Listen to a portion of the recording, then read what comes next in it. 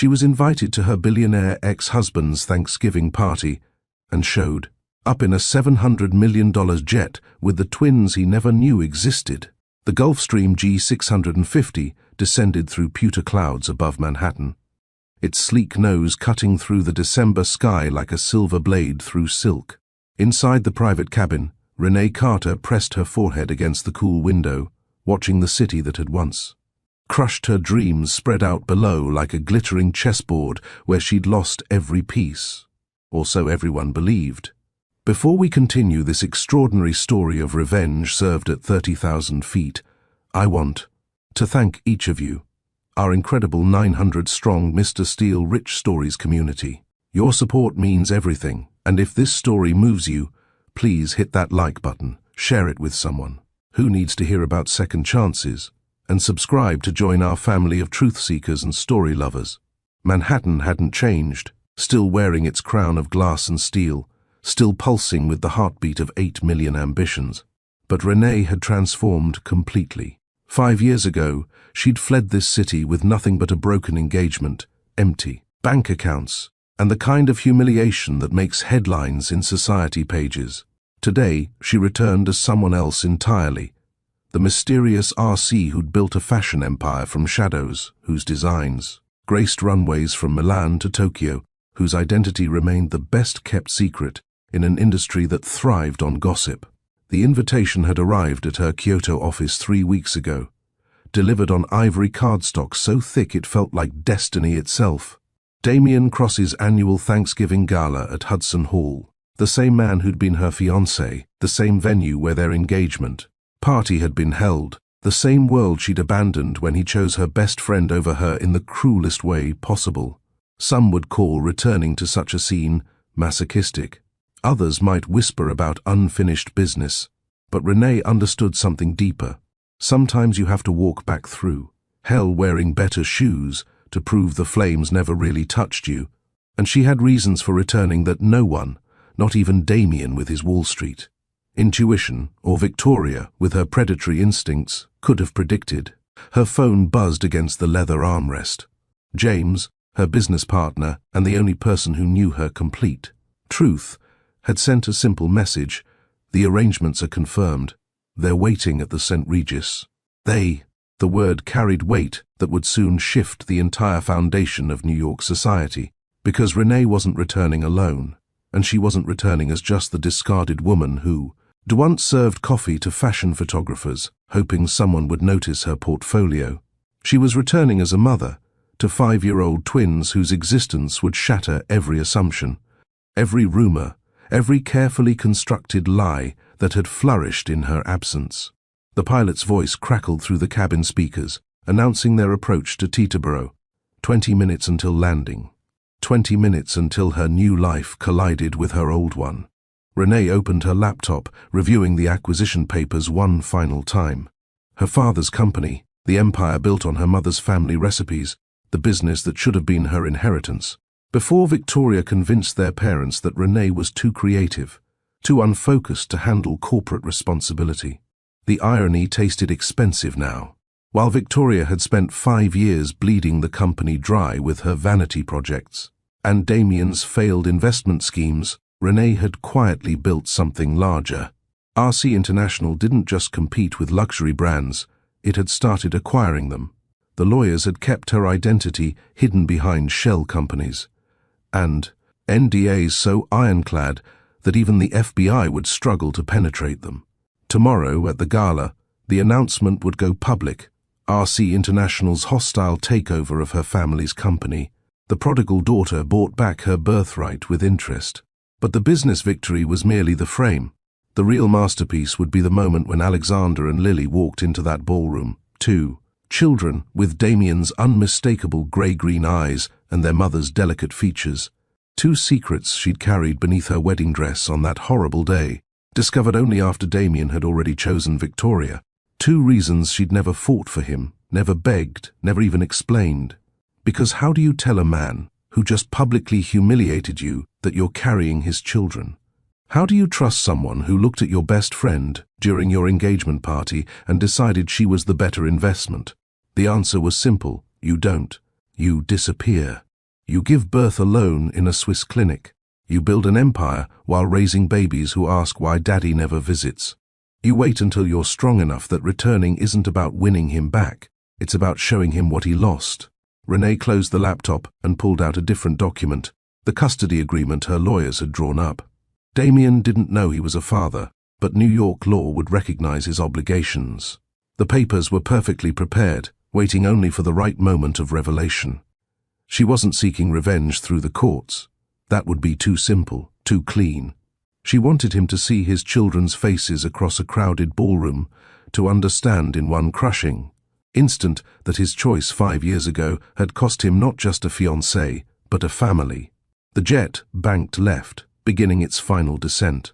Below, the Hudson River carved its ancient path between New Jersey and New York, indifferent to human drama playing out in the towers flanking its shores. Renee thought about her mother, dead 3 years now, never knowing her grandchildren because Victoria had convinced her that Renee's abandonment of the family meant exile from everything, including final goodbyes. That grief had crystallized into something harder than diamonds, more valuable than any fashion empire. Her reflection in the window showed a woman she barely recognized. Gone was the eager-to-please girl who'd spent hours designing party favors by hand, who'd believed love meant compromise and family meant loyalty. The woman staring back wore Hermes-like armor and wielded silence like a weapon.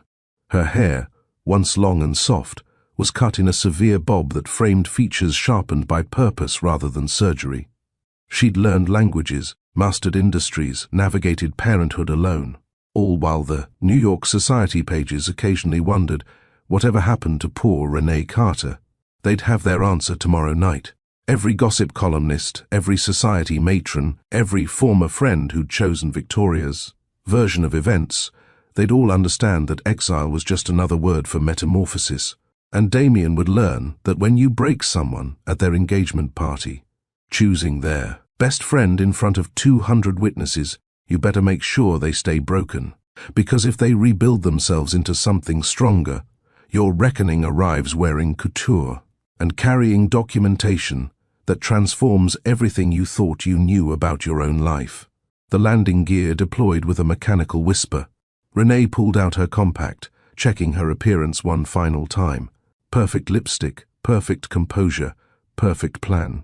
The twins were at the St. Regis with their nanny, probably bouncing on hotel beds despite strict instructions for good behavior. Tomorrow, she'd dress them in matching custom pieces, a fortune spent. On children's clothes, they'd likely spill juice on within an hour. But image was everything in this return engagement. Every detail had been orchestrated for maximum impact, from the timing of the takeover announcement to the way she'd enter the ballroom precisely when Damien would be giving his annual toast. 5 years ago, she'd run from this city with her dignity in ruins and her heart hemorrhaging. Tomorrow, she'd walk back into its most exclusive venue with 2 beautiful secrets, and enough corporate ammunition to reshape her entire family's legacy. The invitation might have been meant as a cruel reminder of what she'd lost, but Renee had transformed it into something else entirely, a stage for the kind of revelation that would echo through Manhattan's corridors of power for generations. As the jet touched down on the rain-slicked runway, Renee smiled for the first time since receiving that ivory invitation. Victoria thought she'd won everything worth having.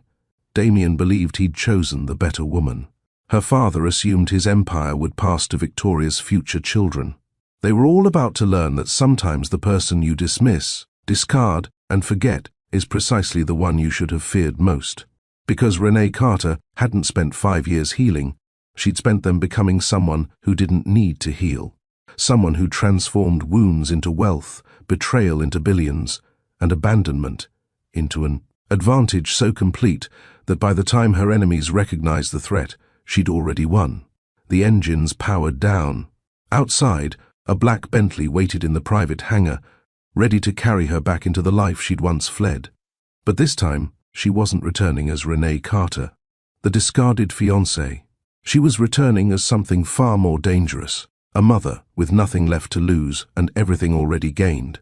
Tomorrow would bring tears certainly, shattered champagne flutes probably, Damien's world imploding, definitely. But tonight she would tuck her children into bed at the St. Regis, order room service champagne, and watch the city lights from a suite that cost more per night than she'd once made in a month. Tonight she would savor the anticipation of Damien's face when he realized that the greatest love of his life had been walking around his city in miniature, duplicate form, two perfect echoes of what could have been his future, raised by the woman he'd abandoned for a mirage. The Bentley door opened. Renee stepped onto American soil for the first time in 5 years. The city that broke her was about to learn what she'd built from the pieces. She settled into the leather seats, the door closing with the kind of solid thunk that only German engineering and excessive wealth could produce. The driver, a professional who'd been briefed to expect silence, pulled smoothly onto the private road that would take them from Teterboro into Manhattan proper. Renee allowed herself to close her eyes for just a moment, centering herself before the storm. The twins would be awake when she arrived. Elena never could get them to sleep. Before 8, no matter how many parenting books suggested earlier bedtimes, Alexander would want to hear about the flight, about the clouds, about whether she'd seen any other planes. Lily would want to be held, would curl into her mother's arms and ask if tomorrow was the day they'd meet the man from the pictures. Yes, baby. Tomorrow, you meet your father. The man who doesn't know you exist. The man who chose someone else and never looked back to see what he was leaving behind. The city rose around them as they crossed into Manhattan. First the industrial edges, then the residential neighborhoods. Finally the glittering commercial districts where wealth concentrated like gravity, pulling everything toward its center. This was Damien's world, the kingdom he'd built after walking away from her. Cross Industries occupied 3 buildings in Midtown, employed 4,000 people, and generated enough revenue to fund small nations. But Renee had learned something in her 5 years of exile. Money was just a tool, and the person who understood how to use it most effectively wasn't always the one with the most of it.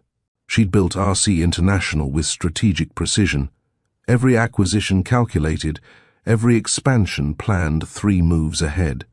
While Damien had been buying buildings, she'd been buying the companies that designed them, that furnished them, that created the aesthetic that made them desirable in the first place. Tomorrow night, when the announcement broke, he'd understand that she hadn't just survived, she'd won. Not by his metrics of success, but by her own. She'd created something beautiful and powerful and entirely hers, something that no one could take away, because it existed in her vision, her talent, her refusal to let heartbreak define her limitations. The St. Regis emerged from the Manhattan landscape like a cathedral to old money, its facade promising discretion and luxury in equal measure. The Bentley pulled smoothly to the entrance where a doorman appeared instantly, opening her door with practiced grace. Miss Carter, welcome back to New York. She accepted the greeting with a nod, stepping onto the sidewalk where she'd once walked as a different person in a different life. The lobby embraced her with familiar grandeur. She'd stayed here before, years ago, when Damien had brought her to the city for the first time, when everything had seemed possible and love had felt like the only empire worth building. How naive she'd been. How beautifully, destructively naive. The elevator carried her to the suite where her real treasures waited. She could hear them before the door even opened. Alexander's excited voice explaining something with the intensity only 5-year-olds brought to subjects they found fascinating, Lily's occasional interjections adding details her brother had forgotten. Elena opened the door, her face creasing into the smile reserved for people she genuinely loved, rather than merely tolerated. They've been asking about you every 10 minutes. I tried to explain that planes take time, but patience isn't their strongest quality. They get that from their father, Renee said. Then stopped, surprised she'd said it out loud. Elena's expression shifted to something knowing and sad. Tomorrow, then. Tomorrow. The twins appeared in the doorway, pajamas already on despite it being barely 7 o'clock, clearly the result of Elena's strategic parenting. Alexander launched himself at Renee with the full-body commitment of someone who believed his mother could catch anything. Lily followed more carefully, but her grip was just as fierce once she'd attached herself to Renee's leg. "Mama, Did you see the chocolate shop downstairs? Elena said maybe tomorrow we could get some if we're good. We're being so good, Mama. The best good ever. Renee knelt down, gathering both children close, breathing in the scent of hotel shampoo and the specific sweetness that belonged only to her babies. This was what mattered, not tomorrow's revelations or business victories, or the look on Damien's face when he realized what he'd lost. Just this, two small humans who loved her absolutely, who'd given her purpose when purpose seemed impossible to find. You're always good, she whispered into their hair. Tomorrow's going to be a big day. Are you ready? We get to wear our fancy clothes, Lily said seriously, and meet lots of people, and be very polite even when we're bored. And we get to meet him, Alexander added, his voice dropping slightly. The daddy who didn't know about us. The simplification was both accurate and heartbreaking. Renee pulled back, looking at her son's face. So like Damien's, it sometimes hurt to look at him directly. Yes, baby, you get to meet your father. And remember what we talked about? He might be happy, or he might be scared, or he might be lots of things all at once, Alexander recited. And we're supposed to let him feel his feelings while we feel ours. 5 years old. Quoting the child psychologist Renee, had consulted for 3 months before deciding to return to New York. 5 years old, preparing to meet a father who'd never read him a bedtime story, or checked for monsters under his bed, or taught him to tie his shoes. But that was going to change. One way or another, after tomorrow, Damien Cross would know his children existed. And then he'd have to decide what kind of father he wanted to be, the absent kind, or the kind who showed up late, but showed up fighting to make up for lost time. Renee spent the rest of the evening in the particular chaos that only small children could create in expensive hotel rooms. There were baths and stories and negotiations about how many more minutes until lights out. There was Alexander's detailed analysis of every plane he'd seen from the window, and Lily's fashion critique of the curtains, which she declared pretty but impractical because they don't block enough light for good sleeping. Finally, mercifully, they slept. Renee stood in the doorway of their bedroom, watching their small chests rise and fall, their faces peaceful in a way that made her throat tight. She'd done this alone for 5 years. Every midnight fever, every nightmare, every milestone celebrated with just Elena and James as witnesses. She'd been enough for them, because she'd had to be enough. But tomorrow, that changed. Tomorrow, their family expanded whether Damien wanted it to or not. Tomorrow, the truth came out, and nothing would ever be the same again.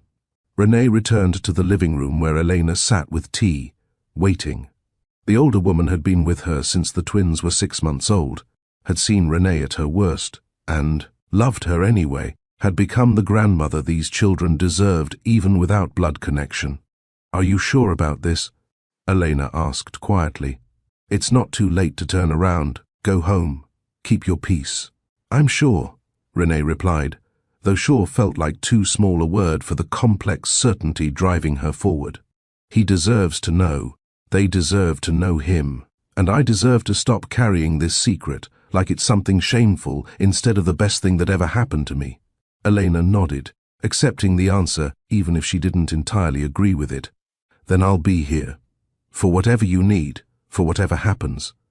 Those babies are mine too, in all the ways that matter. I know, Renee said, and meant it with every fiber of her being. Later, alone in her own room, Renee stood at the window watching Manhattan glitter below. Somewhere out there, Damien was probably in his office, working late because that's what he did, what he'd always done. Work had been his first love, his truest commitment. She'd been foolish to think she could compete with that devotion. But their children, they were half him, carried his DNA whether he acknowledged it or not. Maybe they'd be the thing that finally taught him there were prizes in life. That couldn't be won through hostile takeovers and strategic acquisitions. Maybe they'd break through the armor he wore and find the man she'd once loved underneath. Or maybe not. Maybe he'd look at them and see only complication, only obligation, only the disruption of the carefully controlled life he'd built in her absence. Either way, she'd know. After tomorrow, she'd finally know what kind of man she'd loved. What kind of father her children had, What kind of future they were all walking into. Renee climbed into bed, setting her alarm for early. She'd need time to prepare, to dress, to transform herself into the version of Renee Carter that could walk into that gala and change everything. The city hummed beyond her window, 8 million people living their lives, unaware that tomorrow at Hudson Hall a story would conclude and begin simultaneously. A woman would face the man who broke her. A father would meet the children he never knew existed. And a truth 5 years in the keeping would finally be told. Sleep came slowly, but when it did, Renee dreamed of runways and ballrooms, of twins in matching clothes, of a man's face transforming from shock to wonder to something that might, eventually, become love. Tomorrow would tell her if dreams and reality could ever occupy the same space. Tomorrow would change everything. The first winter in Denver nearly killed her, not metaphorically, but literally. 7 months pregnant with twins, Renee had arrived at Union Station with 2 suitcases and a bank account that wouldn't survive past month's end. The rental car's heater had died somewhere outside Aurora, and she'd driven the last 40 miles wrapped in every piece of clothing she owned, her belly pressed against the steering wheel, tears freezing on her cheeks before they could fall. That was the night she'd fled New York, the engagement party still ringing. In her ears, Damien's speech about finding the one while looking at Victoria instead of her, the gasps from the crowd, the way her best friend had smiled like she'd won a prize she'd been competing for all along. Renee had left before the cake was even cut, before the official announcement, before she had to watch him slip a ring on Victoria's finger in front of everyone they knew. 3 days earlier, she'd taken a pregnancy test in his penthouse bathroom. 2 pink lines, then another test, then a third, because surely the universe couldn't be that cruel to give her his children right before he chose someone else. But the universe didn't operate on fairness, and by the time she'd confirmed, with a doctor that yes, twins, yes, healthy, yes, approximately 6 weeks along, Damien had already made his choice clear in 1,000 small ways that added up to one devastating truth. He loved Victoria, not her. So Renee had done the only thing that made sense to a woman whose entire world had just collapsed. She'd run. Denver in January was brutal. The garage apartment in Highlands Ranch had been advertised as a cozy mountain retreat. Translation: 400 square feet with pipes that screamed at 3 in the morning and a landlord who considered heating an optional luxury. Renee had paid the deposit with cash from selling her engagement ring, not the one Damien had given her because he'd never actually gotten that far, but the promise ring from years earlier, when love had still felt possible. Those first weeks, she'd survived on instant ramen and stubbornness, too proud to call her parents, too broken to admit that. Victoria had been right about one thing. She really had no idea how to survive without the safety net of family money. The trust fund she'd always had access to was suddenly frozen. Her father, his lawyers citing family concerns about her erratic behavior, Victoria's influence, obviously, poisoning even that last resource. The public clinic in Commerce City became her second home. Surrounded by other women whose circumstances had brought them to free healthcare, Renee learned. That humility came in plastic chairs under lights that made everyone look exhausted. The nurse practitioner, a woman named Dolores with hands that had delivered half of North Denver, took one look at Renee, his designer bag, the last luxury item she hadn't sold, and said, "Honey, that purse isn't going to raise those babies. You got a plan?" A plan. Renee had fled New York with nothing resembling a plan. But sitting in that clinic, feeling 2 hearts beating beneath her own, she understood that plans were luxuries for people whose lives hadn't exploded. What she needed was simpler: survive today, then tomorrow, then string enough tomorrows together until it resembled a future. The fashion design software on her laptop became her lifeline. While other pregnant women nested, Renee coded. She'd taught herself CAD programs through YouTube tutorials, staying awake until her eyes burned, designing collections that would never see fabric while her babies somersaulted inside her. The freelance work started small: $50 to fix a pattern here, $100 to sketch concepts there. She posted on forums under the initials RC, building a reputation pixel by pixel while her body built humans cell by cell. Labor came during a March blizzard that shut down I-25. Renee drove herself to the hospital, contractions hitting every 4 minutes. The Honda Civic she bought for $800 sliding across black ice while she screamed into the emptiness. 23 hours later, Alexander arrived first, silent until the doctor coaxed life into his lungs. Lily followed 12 minutes after, so small the NICU team was already waiting. The birth certificate sat blank for 3 days. Father's name, a line that seemed to mock her from the official paper. She could have written Damien Cross, could have started a legal battle from her hospital bed. Instead, she left it empty. Some truths were too expensive to tell, and she had no money left for expensive truths. The twins spent 3 weeks in NICU while Renee lived in the hospital family lounge, existing, on cafeteria coffee and whatever the nurses smuggled her from their break room. She pumped breast milk every 3 hours, labeled bottles with medical precision, and used the quiet moments between, feedings to email clients, building her business from a chair designed to comfort people whose worlds were collapsing. When they finally came home, Alexander at 4 pounds 12 ounces, Lily barely 4 pounds, Renee discovered that single motherhood with premature twins was its own particular challenge that parenting books never adequately addressed. They ate every 2 hours, tag-teaming their hunger, so she never slept more than 45 minutes at a time.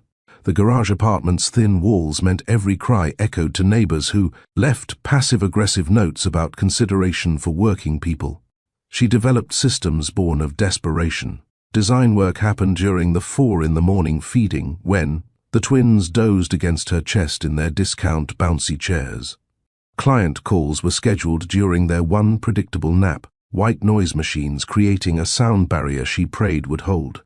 She wore the same milk-stained shirt for 3 days straight, learned to type one-handed while bottle, feeding, and discovered that dry shampoo could extend hair washing to a once-weekly luxury.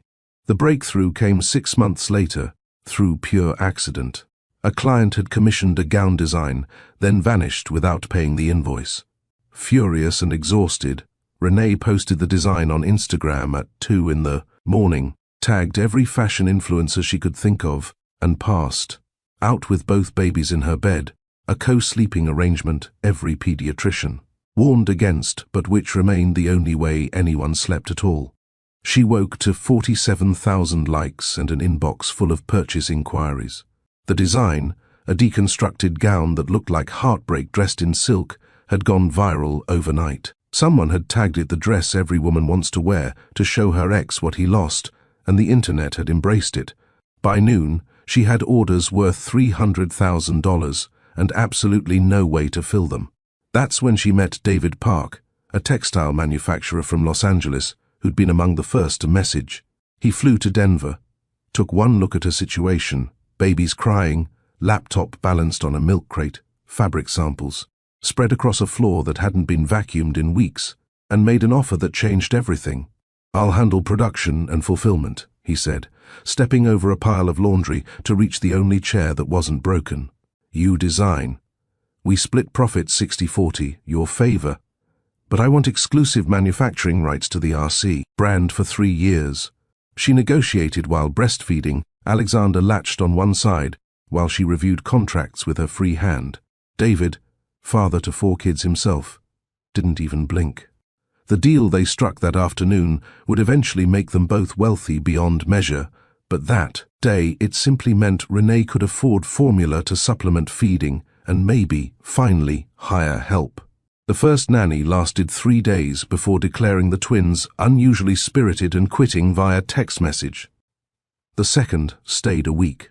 The third, a grandmother named Elena from El Salvador, took one look at the chaos, said something in Spanish that probably wasn't complimentary, rolled up her sleeves and stayed. 4 years later, she was still there, the closest thing to family Renee had in Colorado. With Elena's help, Renee could finally work more than stolen minutes. The designs poured out like water breaking through a dam.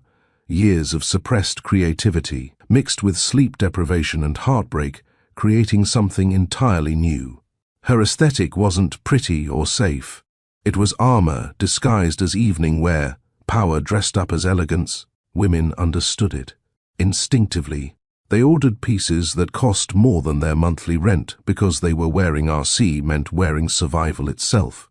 The first million came 18 months after the twins were born. Renee stared at the bank balance for 20 minutes, certain it was an error. When the reality settled, she didn't celebrate with champagne or expensive dinners. She hired a better lawyer, incorporated properly, and moved to a 2-bedroom apartment where the heating worked consistently. Luxury was relative. Hot water that didn't run out mid-shower felt like winning the lottery. Year 2 brought corporate interest. Neiman Marcus wanted exclusive pieces. Bergdorf Goodman requested a private showing. Renee flew to meetings with breast milk stored in hotel freezers, conducting million-dollar negotiations while secretly Googling whether the twins' developmental milestones were normal. Alexander had started walking at 10 months, running by 11, climbing everything by his first birthday. Lily, smaller and quieter, didn't walk until 14 months, but spoke incomplete. Sentences by 18 months, narrating their lives with startling clarity. "Mama works" became Lily's favorite phrase, usually said while pointing at Renee hunched over her laptop at 11 at night. It was accusation and observation combined, a toddler's way of marking absence even in presence. The guilt ate at her worse than exhaustion. Every trip to New York or Los Angeles meant leaving them with Elena, returning to accusations disguised as tantrums. Alexander would ignore her for hours after she came back, punishing her with the cold shoulder only a toddler could perfect. Lily would cling like static, afraid to let go in case Mama disappeared again. But the business grew regardless, feeding on her desperation to provide everything Damien's absence had stolen. Private preschool tuition that cost more than her former annual salary. Health insurance that covered everything without questions. A college fund that would let them choose any university without checking price tags. She was building them a fortress made of money, each dollar a brick between them and the vulnerability she'd experienced. Year 3 brought the kind of success that required infrastructure. RC International incorporated in Delaware for tax purposes, with offices in Denver, Los Angeles, and eventually Milan. Renee hired aggressively, young designers who reminded her of herself before Damien, hungry and talented and willing to work passionate hours for a chance at greatness. She paid them fairly, remembering her own years of unpaid internships, and created the kind of mentorship she'd never received. The twins grew alongside the empire. Alexander, with his father's sharp features and his mother's determination, became obsessed with numbers, counting everything, arranging toys in perfect patterns, solving puzzles meant for children twice his age. Lily, delicate as her name suggested but tough as Colorado winters, developed an eye for color that was almost supernatural. At 3, she could identify fabric quality by touch alone. They never asked about their father initially. Elena and Renee were their world, complete and sufficient. But as they approached 4, the questions started. Why didn't they have a daddy like kids at school? Why was their family smaller than everyone else's? Renee had practiced answers that were truthful without being cruel, but nothing prepared her for Alexander's matter-of-fact declaration one evening, "Daddy didn't want us, so we don't need him." She'd cried that night after they were asleep, grieving for the simplicity they'd lost before they'd ever had it. But by morning, she'd transformed that grief into determination. They were right. They didn't need Damien. They had each other. They had Elena. They had a life built on their mother's refusal to let heartbreak be their inheritance. Year 4 brought acquisition offers. Luxury conglomerates circled like sharks, smelling blood in the water of independent success. LVMH offered $500 million. Kering countered with $750 million plus a board seat. Renee refused them all, building instead through strategic purchases of struggling brands she could revive. The fashion press called her the mystery magnate, this RC who appeared at numbers parties, gave no interviews, existed only in the clothes that bore her initials. The Colorado house came that year, 6 bedrooms overlooking red rocks, with a studio where she could work while the twins played in the pool. Elena moved into the guest house, becoming an official family in all but blood. They created their own traditions, Sunday pancakes where flour covered every surface, Tuesday movie nights, where they all piled into Renee's bed, Friday art projects that usually ended with paint in someone's hair. It was during one of those art sessions that the invitation arrived, forwarded from her office to her home. The ivory envelope sat on her kitchen counter like a grenade with the pin pulled. Alexander had grabbed it first, recognizing letters but not words yet, asking, "What's this, Mama?" She'd read it while Lily painted her brother's face with washable markers, an activity that was definitely going to end in tears, but which bought her 30 seconds of stillness. Damien Cross's 5th annual Thanksgiving Gala. Hudson Hall. Black tie preferred. The audacity of it stole her breath. That they'd tracked down her address. That they'd included her, like she was just another potential guest who might want to celebrate his success. But there was more. A handwritten note on heavy cardstock, Damien's distinctive handwriting, that she'd once loved seeing on birthday cards and random love notes. Renee, I've heard whispers about RC International and recently confirmed my suspicions about the brilliant mind behind the brand. It would mean a great deal to me if you'd attend. There are things left, unsaid between us, and perhaps this could be an opportunity for closure, or conversation, or whatever you'd be willing to grant. I think of you often, and wonder if you've found the happiness you deserved.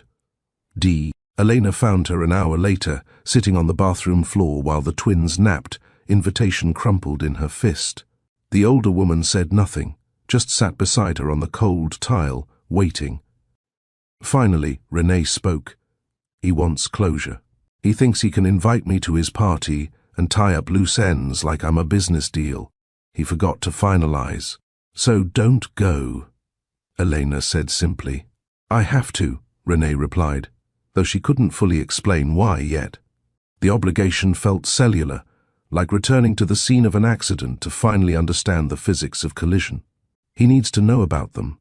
They deserve to know him, and I deserve to stop carrying this secret like it's something shameful instead of the best thing that ever happened to me. That night, after bedtime stories and whispered love yous, Renee sat in her studio surrounded by 5 years of success and made a decision.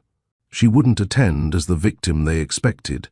She'd return as something they couldn't have imagined, not just successful but untouchable, carrying secrets that would rewrite their entire narrative.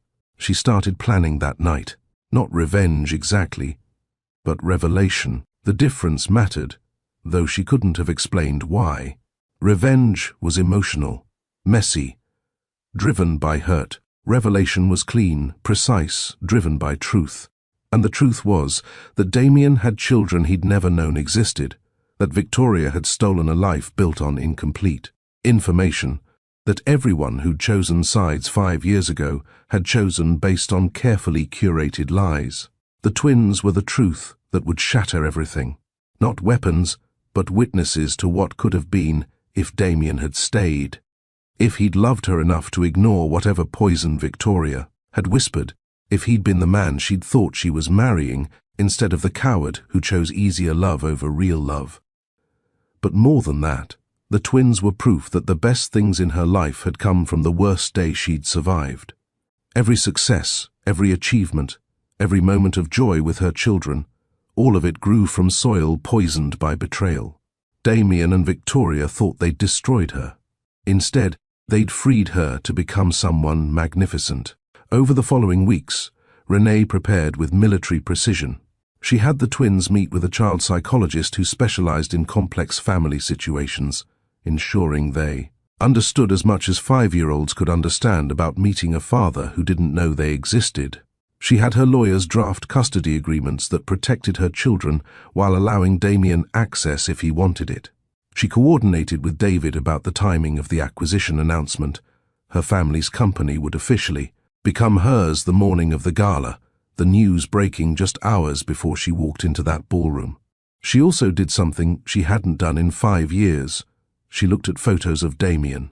Not the professional headshots that appeared in business journals, but the personal ones she'd kept, hidden in a folder on her laptop labeled Old Tax Documents, where she'd never accidentally stumble across them. There he was at the cabin they'd rented in Vermont, laughing at something she'd said, snowflakes caught in his hair. There they were at her first gallery showing, his arm around her waist, pride evident in every line of his body. There he was asleep on her couch, vulnerable and young and entirely hers, except he'd never really been hers, had he? Victoria had been there all along, waiting in the wings, playing the long game while Renee had foolishly believed that love was enough.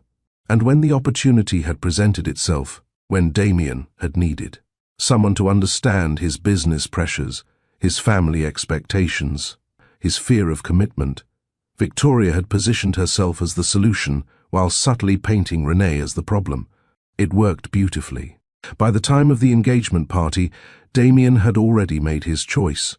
The public declaration had just been formality, the final humiliation in a relationship. That had been dying for months, while Renee had been too in love to notice the symptoms. But looking at her children now, Alexander with his father's laugh, Lily with his stubborn determination, Renee couldn't regret any of it. Yes, the heartbreak had nearly destroyed her. Yes, the years of struggle had been harder than anything she'd imagined surviving.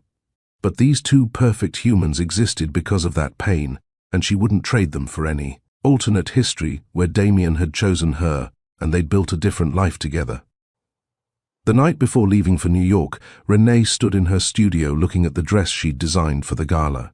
White, like the one from the viral post that had launched her career.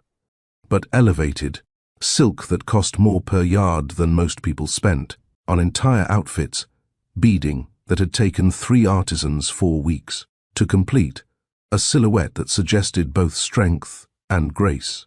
She would wear this dress into Damien's world and show him exactly what he'd lost. Not just a talented designer or a loving partner, but the mother of his children, the woman, who'd survived his abandonment and built something beautiful from the ruins he'd created. Tomorrow, she'd board that plane. Tomorrow, she'll return to New York. Tomorrow, she'd change everything. But tonight, she was just Mama, reading bedtime stories about brave princesses who saved themselves, tucking in 2 children who believed she could do anything because she'd never given them reason to doubt it. "Mama," Lily whispered in the darkness, "what if he doesn't like us? Then he's missing out on knowing the 2 most amazing humans I've ever met," Renee whispered back. "And that's his loss, not yours." "But what if he does like us?" Alexander asked from his bed across the room. "Then we'll figure out what that means, together, as a family. Because that's what we do. We figure things out together." Satisfied, they settled into sleep, trusting her completely, breaking her heart and healing it simultaneously with their absolute faith that Mama would handle whatever came next. And she would. She'd handled everything else, hadn't she? Tomorrow would just be one more thing to survive, to master, to transform into something that served her purpose rather than someone else's narrative. The city that broke her was about to learn an important lesson. Women who rebuild themselves from nothing don't break the same way twice. The 42nd floor of Cross Industries Tower contained exactly 3 things at 11:47 p.m. Damien Cross, a glass of 30-year-old Macallan, and the kind of silence that cost $20 million per floor to achieve. Outside, Manhattan writhed with its usual nocturnal energy, but here, sealed behind triple-paned glass that could stop bullets and heartbreak with equal efficiency, the city might as well have been a screensaver. Damien stood at the window, watching lives play out in miniature far below. Taxis threading through streets, couples stumbling from bars, regular people living regular lives with regular problems that didn't require board approval or SEC filing. He envied them with the specific ache of someone who'd gotten everything he'd wanted only to discover the price tag was written in a currency he hadn't known he was spending. The whiskey burned familiar paths down his throat, dinner again replaced by alcohol that cost more than most people's rent. His personal chef had given up calling 3 months ago, tired of preparing meals that went untouched. The nutritionist had lasted longer, 6 months of concerned emails about his declining weight, until Damien had simply stopped responding. What was the point of perfect health when you had no one to stay healthy for? His phone sat silent on the massive oak desk that had once belonged to a railroad baron. 16 missed calls from various executives, all of which could wait until morning or forever. The only call he actually wanted would never come. She'd made that clear 5 years ago when she'd looked at him across that horrible engagement party and simply left. No screaming, no scene, no dramatic confrontation, just absence where she'd been standing, and then absence everywhere, forever. Renee, even her name felt like archaeology now, something discovered in layers, of memory he'd tried to bury under acquisitions and expansions. She'd been right to leave, of course. She usually was right about things that mattered. He'd chosen Victoria over her, not because he'd loved Victoria more, but because Victoria had been easier. She'd understood his ambition, had encouraged his worst impulses, and had never asked him to choose between her and the empire he was building. Renee had asked him to choose, not explicitly, but in 1,000 small ways. Date nights he'd cancelled for meetings, weekends sacrificed to deals, the way she'd looked at him when he'd explained again that he couldn't make her art. Gallery opening because Tokyo was 12 hours ahead and the merger couldn't wait.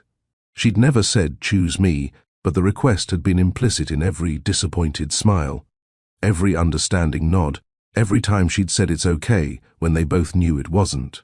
So he'd chosen the path of least resistance. Victoria, who wanted the prestige of being with him more than she wanted him, who'd never ask him to be present because she was too busy building her own ambitions on the foundation of his success. It had seemed logical at the time, efficient even. Two people who could coexist, in parallel rather than the messy intersection that real love required. Except it had been a disaster. Slowly, then catastrophically. The engagement had lasted 8 months before the cracks became canyons. Victoria's spending had spiraled from excessive to pathological. Her jealousy, which he'd initially found flattering, had revealed itself as something darker, the need to destroy anything that threatened her position. She'd poisoned his relationships with friends, with family, with anyone who'd known him before and might remind him of who he'd been. The final straw came when he discovered she'd been systematically sabotaging the family company she'd inherited through her best friend's absence, Renee's family business, the one Victoria had somehow gained control of after Renee had fled. She'd been bleeding it dry deliberately, transferring assets to shell companies, running it into the ground not for profit but for spite. Because even with Damien, even with everything she'd wanted, Victoria couldn't stand that Renee had built something without her. He'd ended the engagement 2 years ago. Quietly, with NDAs and financial settlements that had cost him 8 figures to avoid public scandal.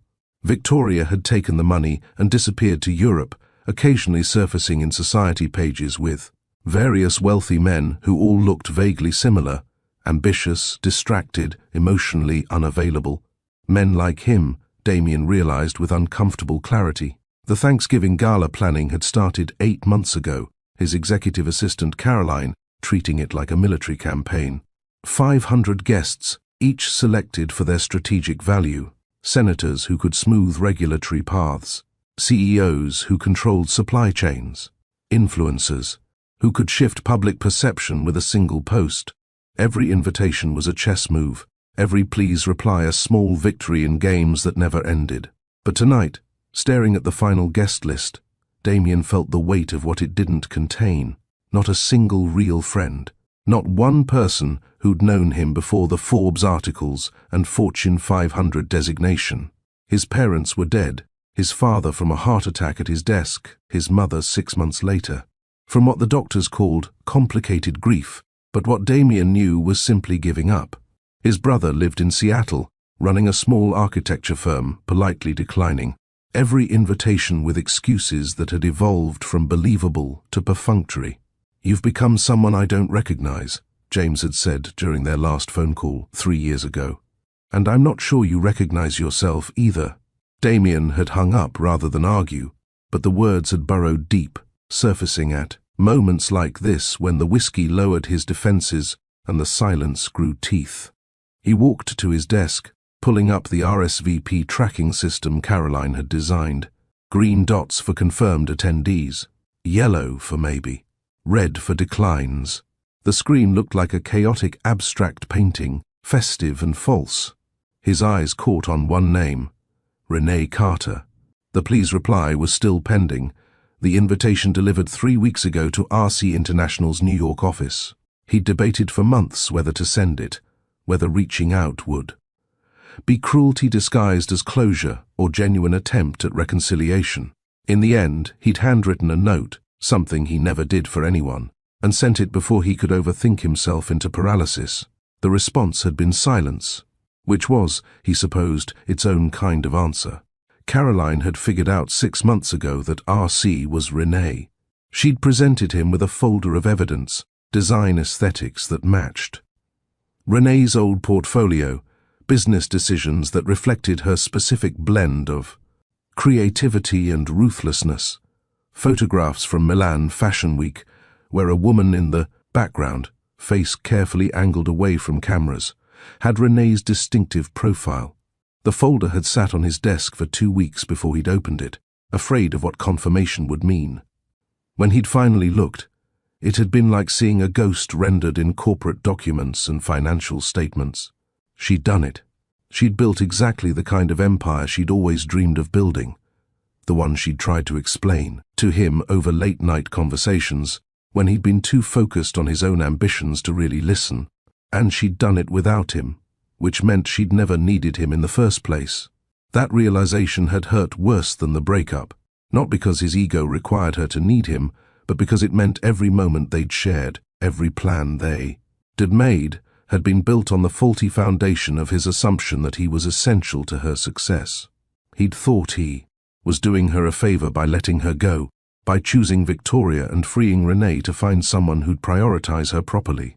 Instead, he'd just revealed his own smallness, his inability to see that love wasn't about hierarchies of need, but about choosing to show up even when it was inconvenient, especially when it was inconvenient. Victoria had taught him that lesson through her absence of real feeling. Every relationship since has reinforced it. But by the time he'd learned it, Renee was gone, and all the money and power he'd accumulated couldn't buy her back. The office felt smaller suddenly, the walls pressing in despite the square footage. Damien grabbed his jacket, custom-tailored, naturally, cut to perfection by someone who'd measured his body but never asked about the soul wearing it. The private elevator descended in silence, carrying him down through layers of his own making, each floor representing another year of climbing toward a summit that kept receding. The garage held 12 cars he never drove, the Bugatti gathering dust, the vintage Mustang he'd bought to recapture something from his father's stories about youth and freedom, now just another possession that possessed him instead. He chose the least conspicuous option, a black Tesla that drove itself while he sat in the back, another passenger in his own life. The city passed in streams of light. He had no destination, just movement for its own sake. The algorithm chose routes based on traffic optimization, turning when efficiency demanded, stopping when lights required. Damien wondered if this was what his life had become, an algorithm optimizing for success metrics while missing the entire point of the journey. His phone buzzed. Caroline, working despite the hour because that's what people in his orbit did. They matched his inhuman schedule or got replaced by someone who would. Tomorrow's schedule is confirmed. Breakfast with the Samsung executives at 6 a.m. Board meeting at 8. Lunch with the Secretary of Commerce at noon. The London conference call at 3. Gala final walkthrough at 5. He didn't respond. What would he say? That he'd rather have breakfast alone in a diner somewhere, reading an actual newspaper instead of market reports? Those board meetings felt like theatre where everyone knew their lines, but no one remembered why they were performing? That the gala he'd spent months planning suddenly felt like an elaborate exercise in proving to himself that he had everything except the things that mattered. The car pulled up outside a small bar in the East Village, the algorithm, apparently deciding his aimless journey needed a destination. Damien hadn't been here in 15 years, not since business school when he and his study group would celebrate surviving another week of cases and cold calls. The neon sign still flickered, the same struggling bulb creating the same erratic pattern. Inside, nothing had changed. The same sticky floors, the same bartender who might have been there since the Kennedy administration, the same booth in the back where he'd once sketched his first business plan on napkins while his classmates told him he was crazy to think that big. They'd been right about the crazy part, just not in the way they'd meant. He ordered a beer, domestic, nothing special, and sat in that same booth. The napkin dispenser was still overstuffed, still offering blank canvases for dreams that hadn't yet calcified into reality. Damien pulled one out, grabbed a pen from his pocket. Without thinking, he started writing. Not business plans or strategy documents, just words. Things he missed, things he'd traded, things he'd thought he'd have time for later.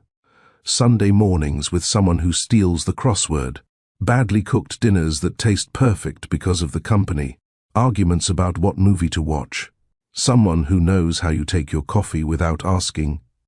Thanksgiving with actual thanks to give. Renee's laugh when she thought something was genuinely funny, not politely amusing.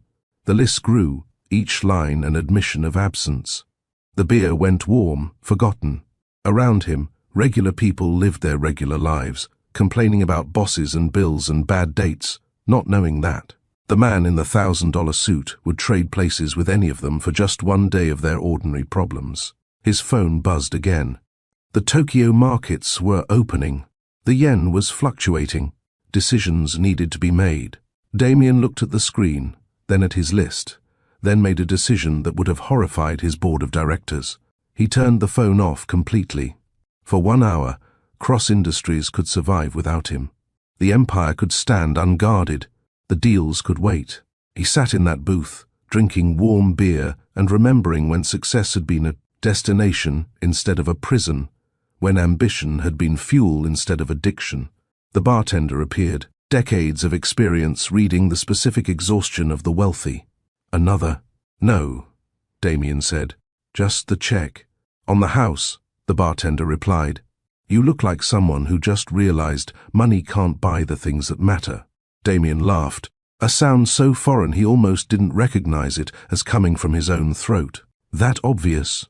Son, I've been serving drinks since before you were born. I've seen every species of misery there is. Yours is the expensive kind, costs everything and gives you nothing back. The truth of it sat between them, undeniable.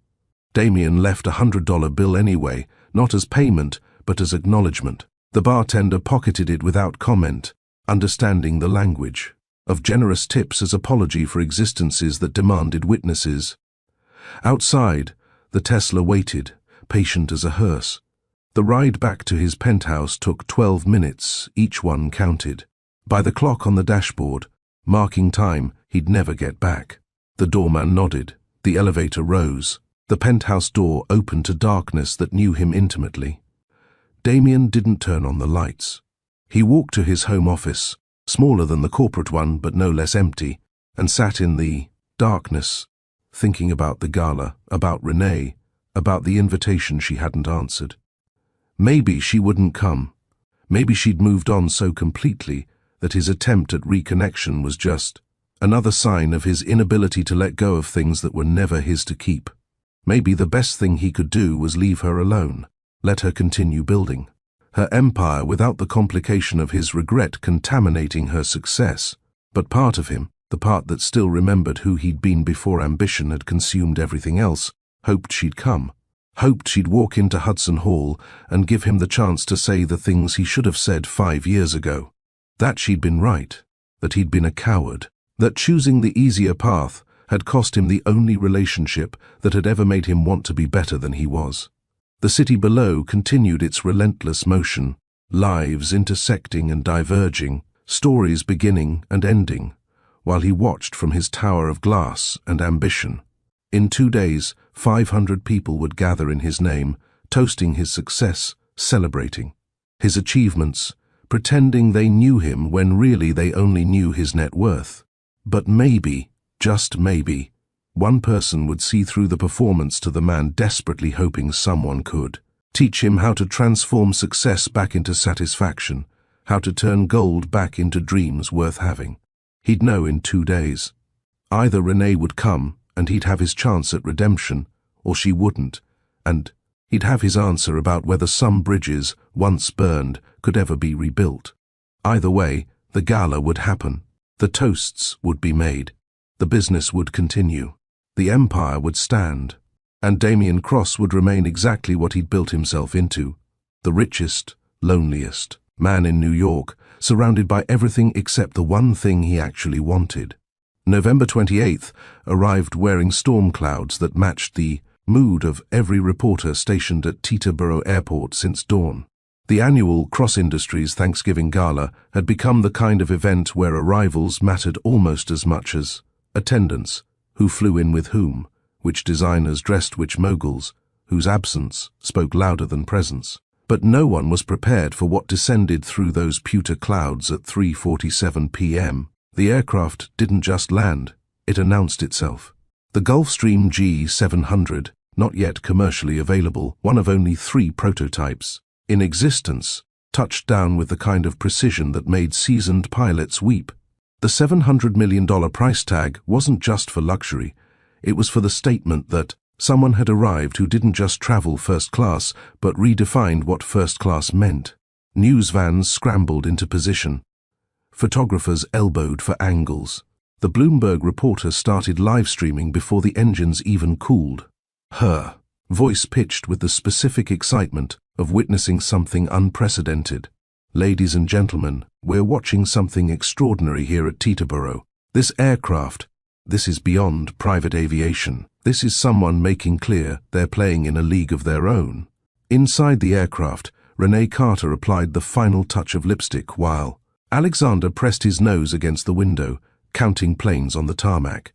Lily sat beside her, small fingers tracing the beading on her dress, a miniature version of her mother's custom design that had cost more than most people's annual salaries, but would probably end up stained with chocolate before the night ended.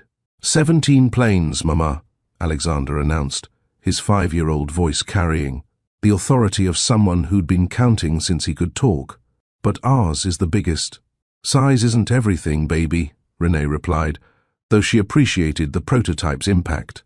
David Park, her business partner, had arranged the loan of the aircraft through connections that ran deeper than money. Sometimes it's about arrival timing. Remember what we practiced? Both children straightened, their faces shifting into the careful composure she'd taught them. Not to hide who they were, but to protect themselves from a world that would devour their innocence if given the chance.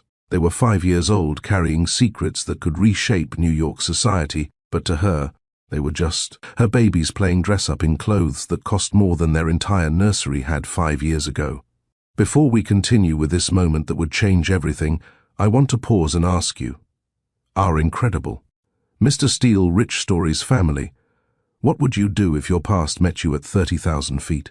If you had to face the people who broke you while protecting the treasures they never knew existed? Share your stories in the comments below. Your courage inspires these tales, and your voices matter more than you know. The aircraft door opened with hydraulic precision. Renee emerged first, and the collective intake of breath from the assembled media was audible even over the wind. She wore white, not bridal white, but the white of absolution, of someone who'd already survived their judgment day. The coat alone, a custom piece from her own collection, would launch 1,000 imitations within the week. But it was her composure that stunned them most, the way she descended those steps like she was granting an audience rather than making an entrance. Then came the children.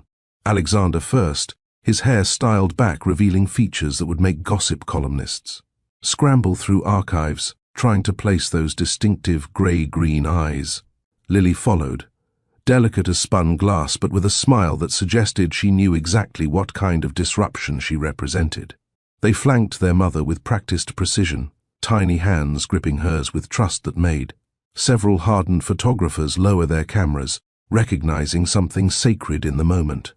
Who is she? The whispers started immediately, rippling through the crowd like electricity through water. The aircraft registration traced back to shell companies within shell companies. The children's existence had never been documented in any society pages. This was someone who'd hidden in plain sight, or perhaps hidden so well that sight had never been plain at all.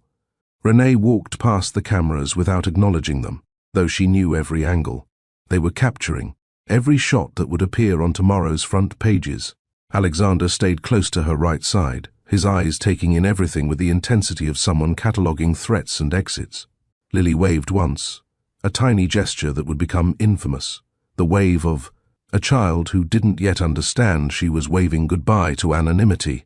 The Bentley waited exactly where specified, the driver someone she'd hired personally rather than trusting to chance. Trust was a luxury she couldn't afford, not when her children were involved. As they settled into the leather seats, Lily asked the question that had been building since they'd left Denver. "Mama, will he be there? The man from the pictures?"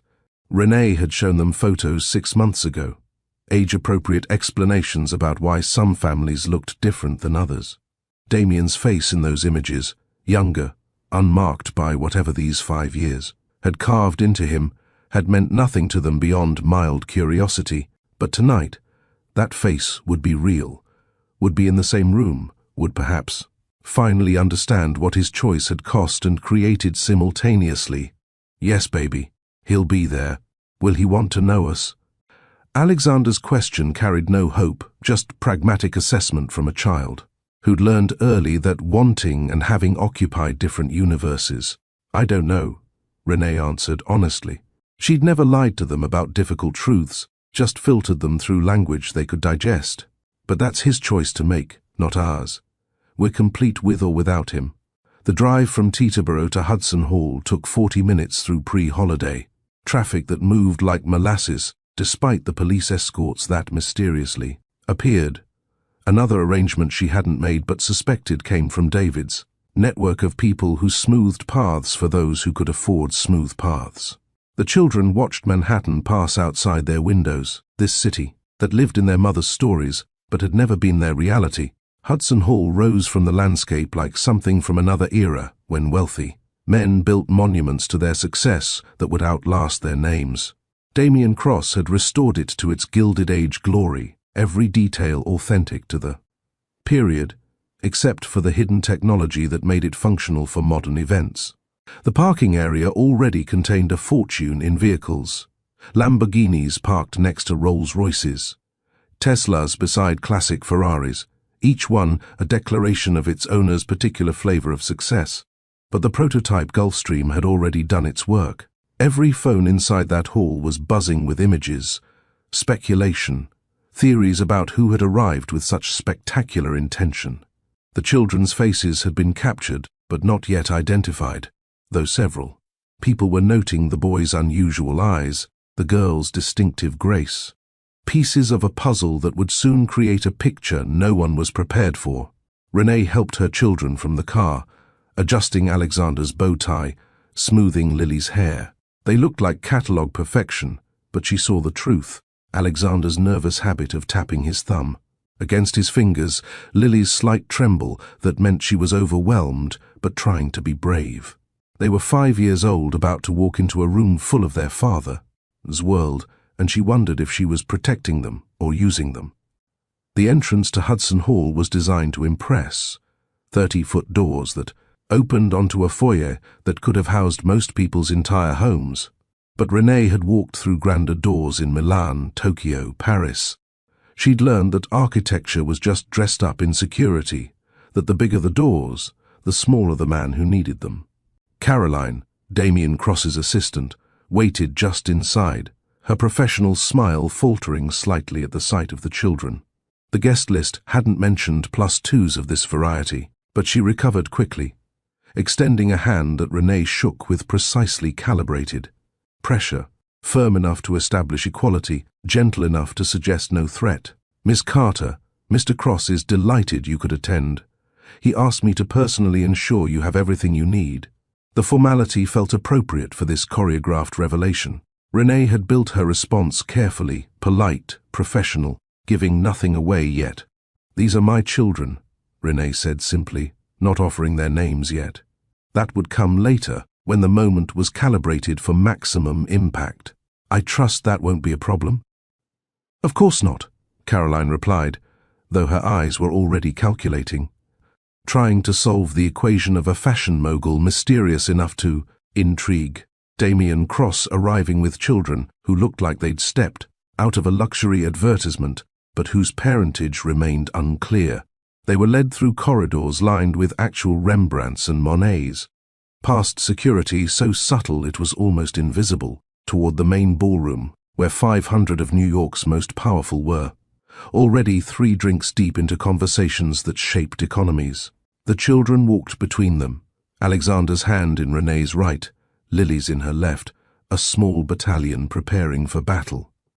The doors to the ballroom were closed, the sound of symphony music and cultured laughter seeping through like promises of the world inside. Renee paused, kneeling down to her children's level, making sure they understood what was about to happen. Remember what we talked about. This is Mama's work, but you're my most important job. If you get scared or tired or just want to leave, you tell me immediately. Nothing in that room matters more than you two feeling safe. They nodded solemnly, and she saw Damien in Alexander's determined jaw, in Lily's lifted chin.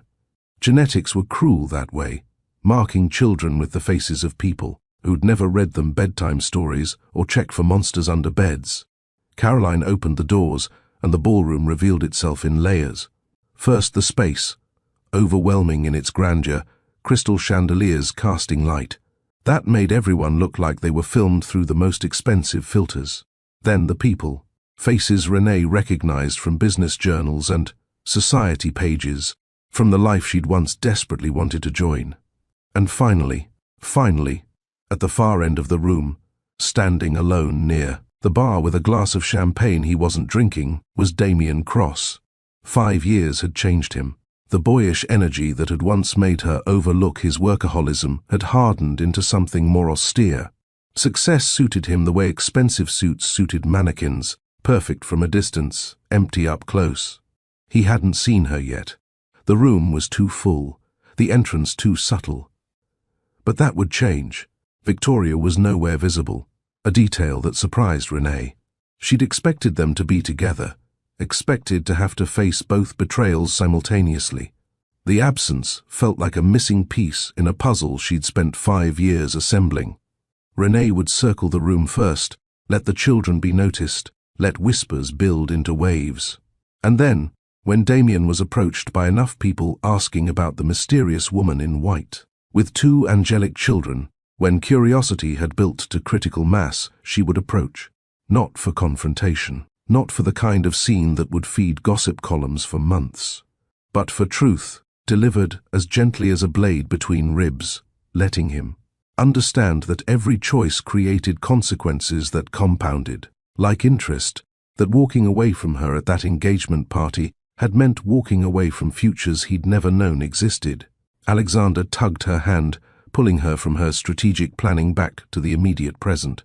"Mama, there's a chocolate fountain." The words, so perfectly 5-year-old in the midst of all this orchestrated drama, made her laugh. Real laughter, not the practiced society version she'd perfected, but the kind that came from recognizing that no matter how much she planned, children would always find the chocolate fountain first. "We'll get some later, baby. First, let's go meet some people who are going to be very surprised to meet you." They entered the ballroom properly then, and heads began to turn. The white dress was recognized first. Several fashion editors immediately identified it as an RC original, wondering how this woman had accessed a piece from a designer who never sold to individuals. Then the children drew attention, their obvious careful training and composure, marking them as belonging to this world even as their faces remained unfamiliar.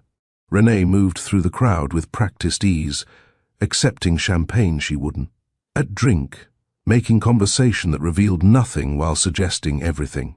The children stayed close but not clingy, trained through years of occasional public appearances to be present, without being disruptive. Several women asked their names.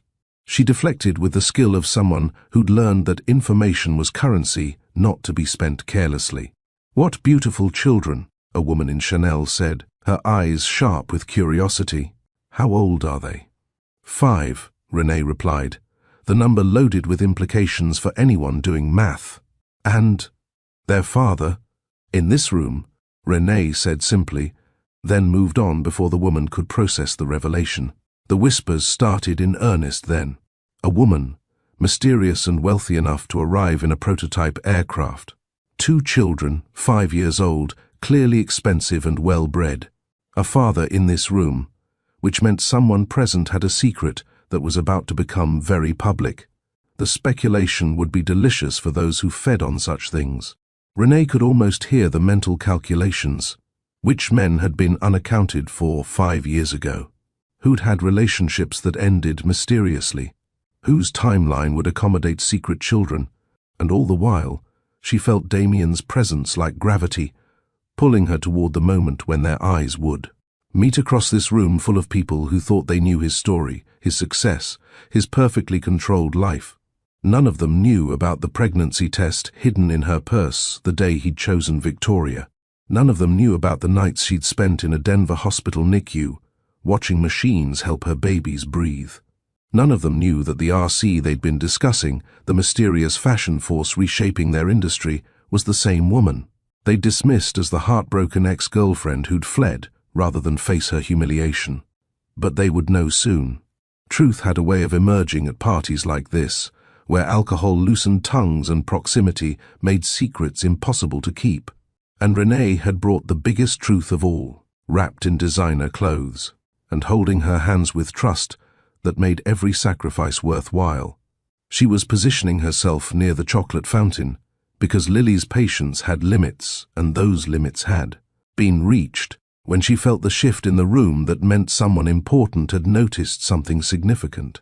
She turned slightly, and there he was. Damien Cross, frozen mid-conversation with a senator, his champagne glass suspended in air, staring at her like he was seeing a ghost rendered in flesh and silk, an impossible reality. The senator kept talking, oblivious, but Damien wasn't listening anymore. His entire focus had narrowed to Renee, to the recognition that she'd actually come, that she was actually here, that the invitation he'd sent half hoping and half dreading had been accepted. Their eyes met across 30 feet of ballroom, across 5 years of silence, across the chasm of everything that had been broken and never repaired. For a moment, the room seemed to hold its breath, everyone sensing drama without yet understanding its source. Then Lily, bored with adult tension she couldn't decode, announced loudly enough to carry, "Mama, is that him? The one from the pictures?" The question landed in a temporary lull in conversation, carrying further than it should have, reaching ears that were already primed for scandal. Heads turned. Connections started forming. A woman with children, 5 years old, asking about someone from pictures. And Damien, still frozen, still staring, now looking at the children with a dawning horror of someone who was beginning to understand that the past didn't stay buried just because you stopped thinking about it. Those choices made in moments created consequences that lasted years. That the woman he'd let go had been carrying secrets that would have changed everything. If he'd only asked, if he'd only stayed, if he'd only chosen differently. Renee smiled, not warmly, not coldly, just the smile of someone who'd finally reached the moment they'd been planning for, dreading, anticipating, and was now committed to seeing through regardless of cost. She took her children's hands and began walking toward him, each step measured, each movement calculated for maximum impact. The crowd parted instinctively, sensing they were witnessing something that would be discussed for years, that would reshape their understanding of Damien Cross and the empire he'd built on the foundation of choices that were about to be re-examined. Alexander and Lily walked beside her, perfect and innocent and devastating in their existence. The truth incarnate, about to shatter a man's carefully constructed world. And Renee, the woman who'd been broken and rebuilt herself into something stronger, was about to deliver the revelation that would change everything. The collision happened near the orchestra, between the second movement of Vivaldi and a waiter's dropped tray that created just enough distraction for fate to operate unnoticed. Renee had been moving toward Damien with deliberate slowness, children in tow, when the distance between them finally collapsed to nothing. Damien Cross stood 3 feet away, holding champagne he'd forgotten to drink, his expression cycling through confusion, recognition, and something that looked dangerously close to hope. The years had carved themselves into his face, lines around his eyes that spoke of too many screens, too little, sleep, and the specific exhaustion of getting everything you'd wanted except the thing you'd needed. Renee. Her name in his mouth was a question and an answer simultaneously. Not a greeting, but a confirmation that she was real, that she'd actually come, that the past 5 years of her absence were ending in this exact moment. His voice carried the weight of everything unsaid, everything that had festered in silence. "Hello, Damien." The simplicity of it belied the earthquake happening beneath. Alexander and Lily stood perfectly still, sensing adult drama with the radar children developed when raised by observant single parents. The orchestra continued playing, waiters continued serving, conversations continued flowing, but for approximately 10 seconds, the universe contracted to just this: two people who'd known each other before armor became necessary, meeting again after they'd both been forged into weapons. Damien's gaze dropped to the children, and Renee watched him do the math every person in this room would soon be doing. 5 years old.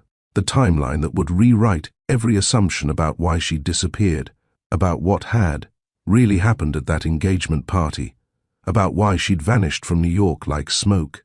His face went through several transformations in rapid succession: confusion about why she'd brought children to his gala, then careful observation of their features, then the slow, creeping realization that was almost physically painful to witness.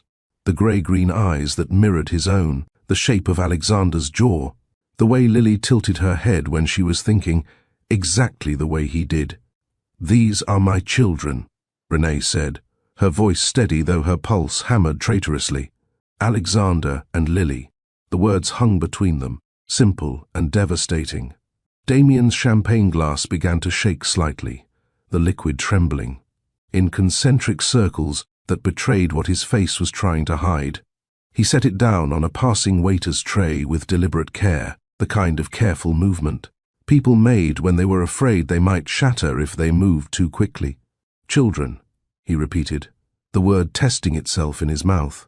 His eyes kept moving between Renee and the twins, searching for confirmation or denial, for anything that would make this make sense. Alexander, ever protective of his mother, stepped slightly forward. "Are you Damien Cross? Mama said we'd meet you here." The directness of childhood, the simple question that demanded a simple answer, seemed to break through Damien's paralysis. He knelt without hesitation, bringing himself to their eye level with instinct that suggested he understood, on some fundamental level, that this moment required him to be smaller, more accessible, less intimidating. "Yes," he said, his voice rougher than usual. "I'm Damien. It's an honor to meet you both." "You have sad eyes," Lily announced, because 5-year-olds hadn't learned that truth was supposed to be dressed up or hidden. "Like Mama's when she thinks we're sleeping but we're not really." The observation landed like a physical blow. Damien's composure cracked visibly, his face contorting with something between grief and wonder. He looked up at Renee, the question written plainly across his features, even if he couldn't quite voice it yet. "How old are you?" He asked the children, though Renee knew he was really asking her, really, demanding confirmation of what he was beginning to understand. 5, Alexander answered promptly. "We had our birthday in March. Mama made us a cake that looked like a castle, and it was chocolate inside, even though the outside was decorated like stone. It was the best cake ever." March. 5 years ago. 6 weeks after the engagement party where Damien had chosen Victoria and Renee had fled. The timeline writing itself in real time across Damien's face as he processed, calculated, understood. He stood slowly, his attention returning to Renee with an intensity that made her remember why she'd been careful to avoid him all those years ago. Damien Cross had always seen too much, understood too quickly, and reached conclusions that others missed. Even now she could watch him piecing together the story, the pregnancy she'd hidden, the reason. She'd left without fighting, the empire built on necessity rather than ambition alone. "We need to talk," he said. Not a question, but not quite a demand either.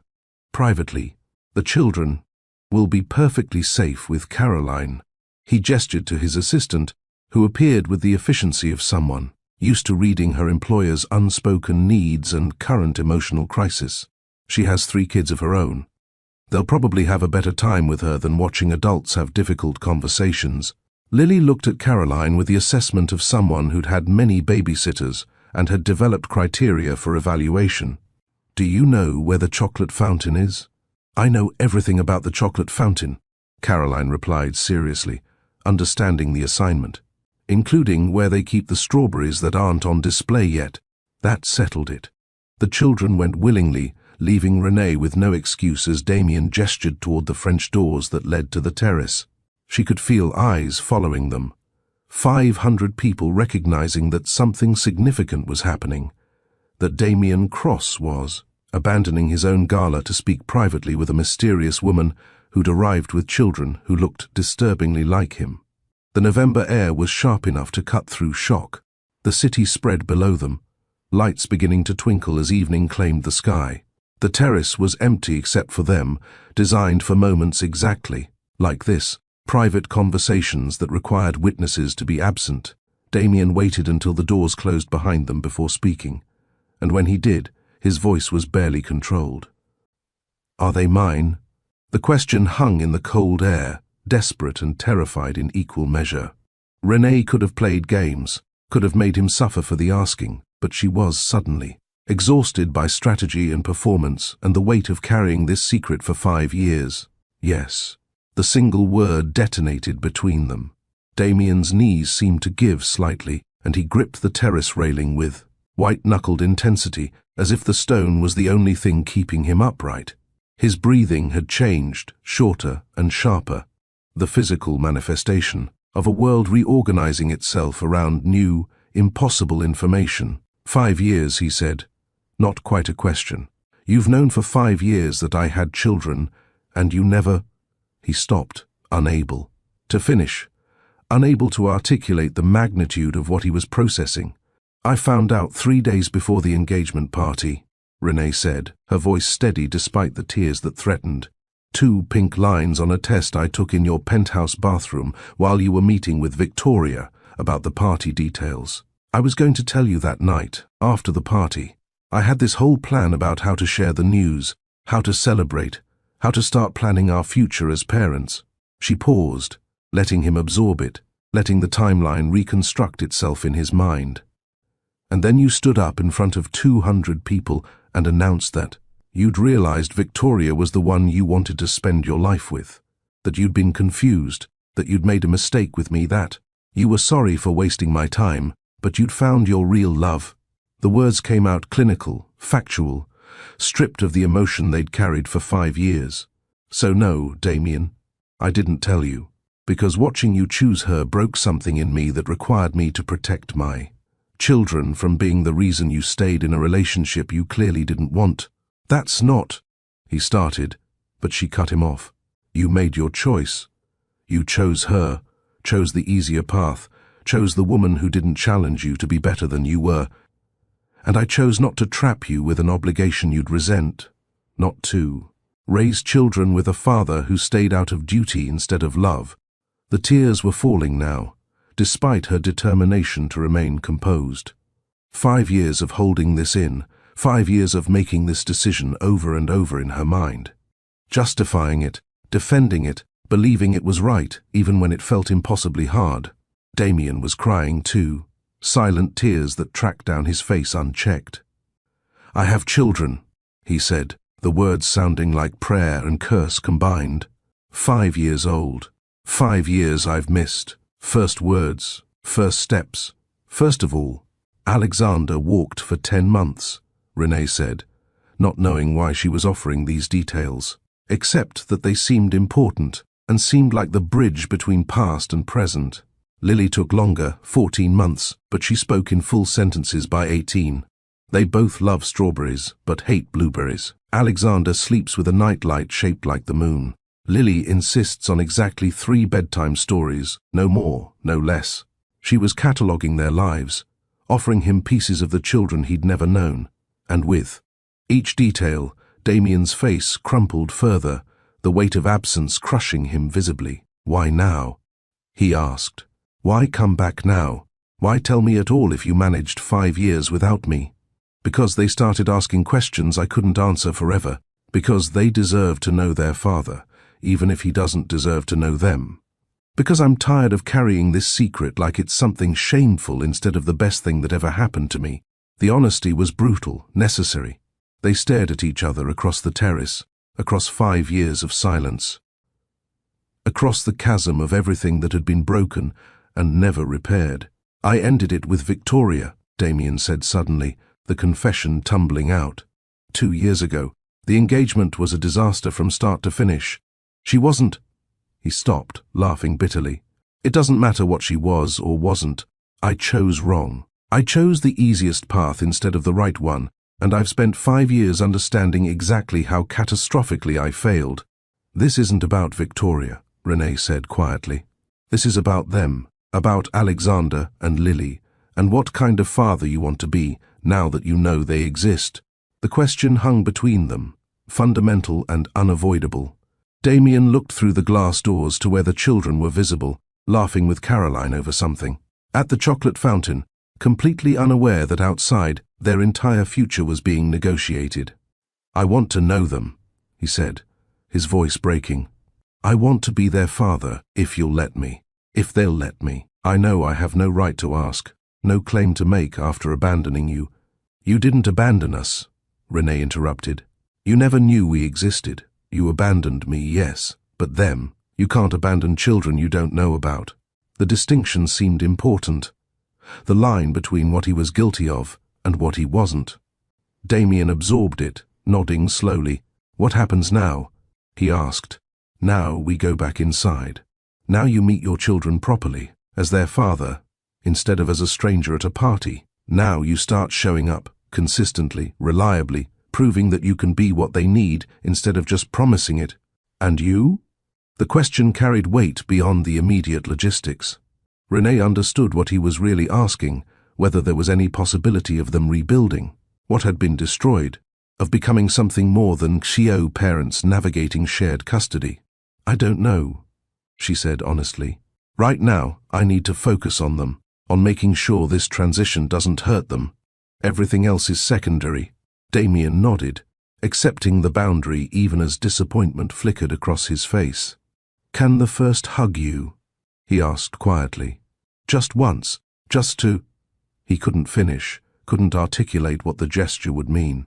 Renee stepped forward, allowing herself to be pulled into his arms for the first time in 5 years. He held her like she was made of glass and grief combined, his face buried in her hair, his whole body shaking with silent sobs that felt like release and devastation braided together. I'm so sorry, he whispered against her hair. For all of it, for not choosing you, for not being there, for missing everything that mattered. I know, she whispered back. I know. They stood like that for a long moment, two people who'd loved each other, once, mourning what had been lost and what could never be recovered. Then Renee pulled back, wiping her eyes, reconstructing the composure that had carried her through the evening. They're waiting, she said, gesturing toward the ballroom. Your children are waiting to meet you properly. The words seemed to steady him. Damien wiped his own face, straightened his jacket, transformed back into the man who commanded boardrooms and built empires. But his eyes remained red-rimmed, his hands still trembling slightly as he opened the terrace doors. The ballroom had continued without them, but the energy had shifted. Everyone knew something significant had happened on that terrace, and the speculation was reaching fever pitch. When Damien and Renee entered together, every conversation paused mid-sentence. Caroline appeared with the children, both of whom had chocolate on their faces and looked deliriously happy. They ran to Renee, then stopped, looking at Damien with new curiosity. Are you our daddy? Lily asked. The question so simple, it made several nearby people gasp audibly. Damien knelt again, eye level with his daughter. Yes, he said, his voice steady despite the tears threatening to fall again. I am. And I'm so sorry I didn't know about you sooner. But I know now, and I'm not going anywhere. Alexander studied him seriously. Mama says being a daddy isn't about biology, it's about showing up. Are you going to show up? "Every day," Damien promised. "For the rest of my life, I'm going to show up." The children seemed to accept this, their capacity for forgiveness infinite in the way only children could manage. Lily reached out, touching Damien's face with one chocolate-covered hand, leaving a smear across his cheek that would photograph beautifully for tomorrow's society pages. "You can hug us if you want," she said generously. "We give good hugs." Damien pulled them both close, his arms wrapping around his children for the first time, his face a study in wonder and grief and overwhelming love that had nowhere to go but forward. Alexander hugged back fiercely. Lily patted his back like she was comforting him, intuiting that this adult needed gentleness. And Renee stood watching, tears streaming down her face as the family she'd carried alone for 5 years finally included the man who should have been there all along. The room erupted in whispers, in shocked conversations, in the kind of scandal that would dominate every society column for months. But Renee didn't care anymore. The secret was out, the truth was told, and whatever happened next, they'd face it together. All of them. Finally, the silence that followed Damien's embrace of his children lasted exactly 17 seconds. Renee counted, an old habit from when she'd timed contractions alone in a Denver hospital. The ballroom seemed frozen, 500 people suspended between shock and fascination. Watching a drama none of them had anticipated, but all of them would discuss for years. Victoria appeared from nowhere, cutting through the crowd like a shark sensing blood in water. She'd been absent earlier, but now she materialized at the edge of the scene, her face a careful mask that couldn't quite hide the panic beneath. She looked older than Renee remembered, harder somehow, as if the 5 years had worn her down in ways that money and status couldn't repair. "Damien," Victoria said, her voice carrying just enough to reach the immediate circle. "What's going on?"